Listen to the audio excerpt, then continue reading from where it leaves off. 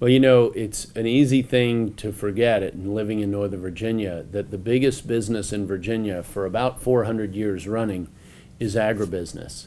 I'm proud to be endorsed by the Farm Bureau's Ag Pack. That's something that they're an organization I've worked well with over many years, and of course with hundreds of thousands of people in that industry in Virginia, it is a critical endorsement in this race.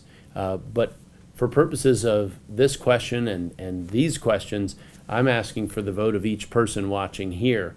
I believe that the agriculture industry, the forestry industries, not only today, but going forward indefinitely into the future, need to continue to provide good business opportunities, small business opportunities in many instances across Virginia. I support the Right to Farm Act as well as the spirit that it intends to implement or protect, I should say, to allow us to farm across Virginia. One of the major threats we have in this area is the continual push by the EPA to overreach their legal authority. I've had several lawsuits with the EPA, both of them bipartisan, one with 4 Democrat attorneys general and one with the Fairfax County Board of Supervisors, which of course is dominated by Democrats. We won that case. It was a water case where the federal government, the EPA specifically, was trying to overreach in ways that would have devastated economic development, not just in Fairfax, but as they took that rule across the Commonwealth and across the country. So it is important to have a governor who will push back on Washington. My opponent is of Washington. I mean, even the Washington Post says he's a Washington insider and a Virginia outsider. I mean, when you're a Democrat and the Washington Post says that, that's pretty tough stuff. And I think it's important to have a governor who will push back. Take my last EPA case, where Fairfax County was my co-plaintiff. I couldn't bring that case without Governor McDonnell's approval. My client was VDOT. VDOT doesn't work for the Attorney General. VDOT works for the governor. And if you don't have a governor who's willing to push back on Washington, even to the point of suing them, then that case doesn't go forward, and we absorb the $200 or $300 million of costs between Fairfax County taxpayers and all of us statewide via VDOT.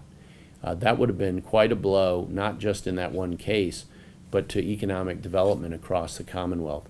And that particularly, those kinds of overreaching efforts by the EPA threaten our agribusiness industry tremendously. It is one of the areas where our state regulatory structure can help buffer the impositions of the federal government. It's something that I would intend to do as governor, and I'll continue to try to keep the market clear for agriculture and forestry products by engaging in voluntary conservation efforts, best management practices, BMPs, which have served us so well in Virginia over the years in achieving improvements in our environment without losing the economic opportunity that agribusiness presents. We also need to protect the property rights of farmers and landowners, something that I've been on the forefront of building the bipartisan coalition to achieve. And that's a position I'll continue to expand. Now, unlike my opponent, I also oppose any efforts to impose a death tax. He has supported a death tax in the past. I've opposed it. I have a voting record to back that up. That's something that I think particularly hammers farmers and small business owners and folks in the agribusiness and forestry industries because of the asset-based nature of those businesses. It's awfully hard to just liquidate a farm or a small forest or a part of a forest when a parent dies to pass on to their children. Much better to keep businesses intact, keep the employees there working, and pass that business on and let it continue to be a thriving part of Virginia's economy. Again, that's another big difference in this race. And I'll continue as governor to fight, as I have as Attorney General, federal overreach that invades Virginia's ability in the agriculture industries, in the forestry industry, and across our entire realm of commerce to impose their burdens on our ability to do business.